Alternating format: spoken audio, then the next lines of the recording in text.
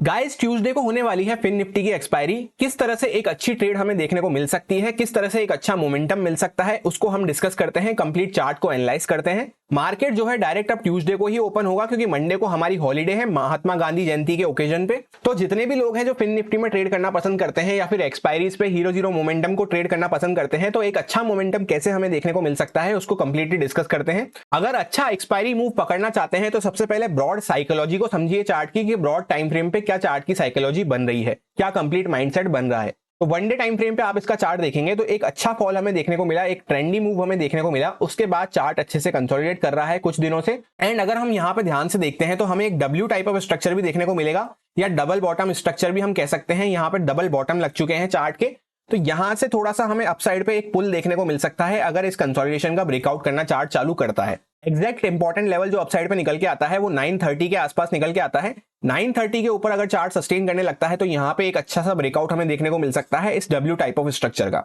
And अगर ऐसा नहीं होता है, चार्ट ज्यादा बड़ा गैप डाउन वगैरह खुल जाता है या डायरेक्टली नीचे निकलना चालू करता है, तो 700 से लेकर 650 की रेंज एक इंपॉर्टेंट सपोर्ट हमारे लिए होने वाली है, जहां पे ये लोअर साइड लगी हुई है इस पूरी कंसोलिडेशन की।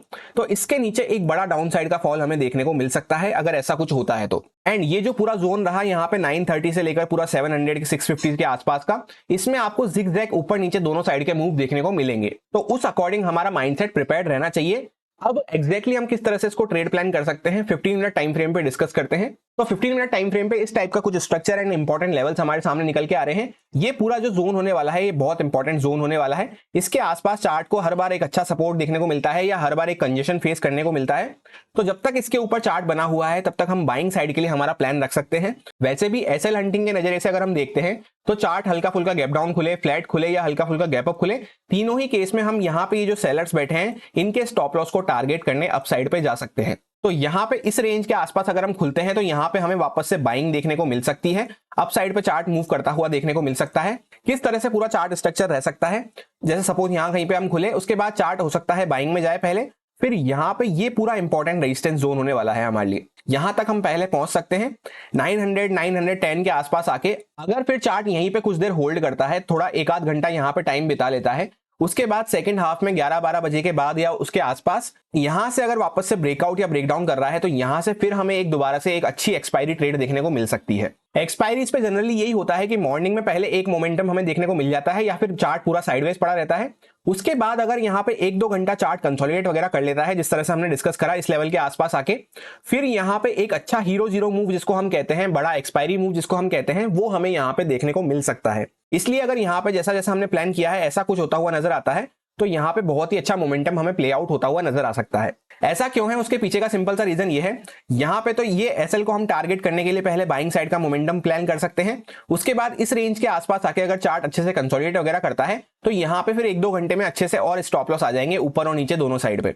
एंड जैसा हमने ब्रॉड टाइम फ्रेम पे एनालिसिस किया कि यहाँ पे एक डब्ल्यू टाइप ऑफ स्ट्रक्चर बन रहा है, एक रेंज बन रही है, तो इसका अगर चार्ट वापस से ऊपर की साइड पे ब्रेकआउट करता है तो यहाँ से बहुत ही अच्छा बड़ा मूव हमें देखने को मिल सकता है। एंड वैसे भी एक्सपायरी है तो मोमेंटम यहाँ पे फास्ट हमें देखने को मिल सकता है अगर इस टाइप का कुछ चार्ट स्ट्रक्चर बनता है तो। एंड ऐसा नहीं होता है जैसा कि हमने प्लान किया, यहाँ पे एक मोमेंटम के बाद यहाँ पे चार्ट कंसोलिडेट करके अगर नीचे भी निकलना चालू करता है तो यहाँ पे वापस से स्टॉप लॉस आ चुके होंगे 1-2 घंटे जब चार्ट यहाँ पे ट्रेड करेगा, तो उस केस में भी हमें छोटा मोटा मोमेंटम यहाँ पे वापस से देखने को मिल सकता है। तो इस तरह से कुछ हमारा बेस्ट एक्सपायरी डे प्लान रह सकता है अगर चार्ट की ओपनिंग सही जगह पे होती है एंड जैसा हम सोच रहे हैं वैसा चार्ट रिएक्ट करना चालू करता है। रही शॉर्ट साइड की बात, तो यहाँ पे एक इंपॉर्टेंट ट्रेंड लाइन हमें देखने को मिल रही है जिसपे chart higher highs higher lows बनाता हुआ इस तरह से चल रहा है।